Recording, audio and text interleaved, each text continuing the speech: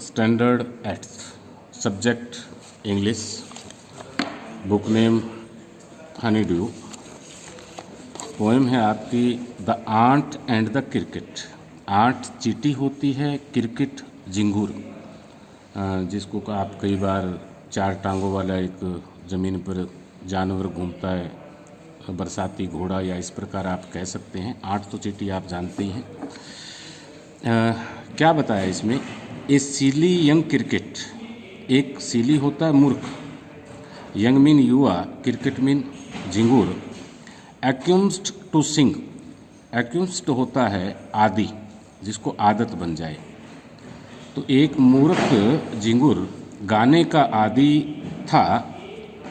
Thorough the warm, warm होता है गर्म, सन्नी खिली हुई धूप, मंथ्स महीने, ऑफ गे, गे मीन खुशी, समर एंड स्प्रिंग, समर जो अभी हमारी ऋतु चल रही है, ग्रीष्म ऋतु में और बसंत में एक खिली हुई धूप में वो महीनों भर गाता रहा। बिगेन टू कंप्लेन, कंप्लेन होता है शिकायत, अब उसने शिकायत करना शुरू कर दिया।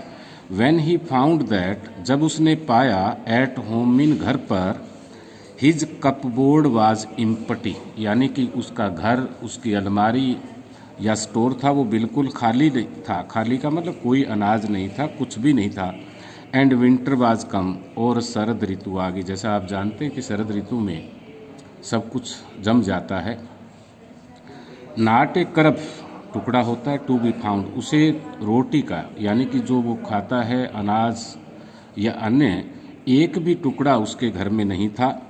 On the snow covered ground, और बाहर चारों तरफ बर्फ ही बर्फ थी। Not a flower could be see, एक भी आप फूल नहीं देख सकते।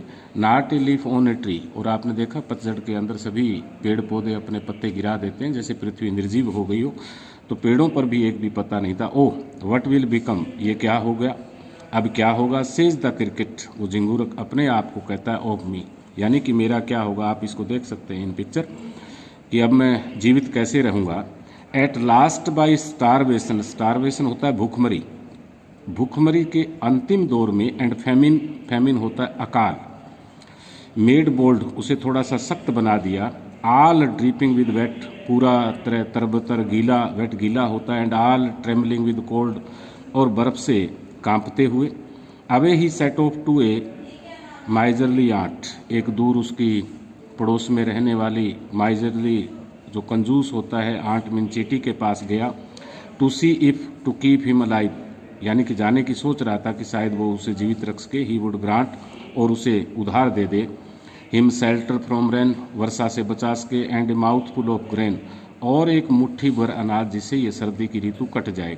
ही विस्ड ओनली टू बारो, वो केवल उधार लेने की इच्छा व्यक्त करता है।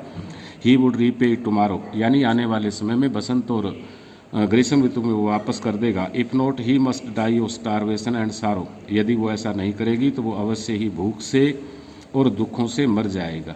कहने का तात्पर्य कि पोएम ये मैसेज दे रही है कि आप घर पे हैं, इस महामारी में जो स्कूल से काम दिया जा रहा है उसको आप प्रॉपरली करें।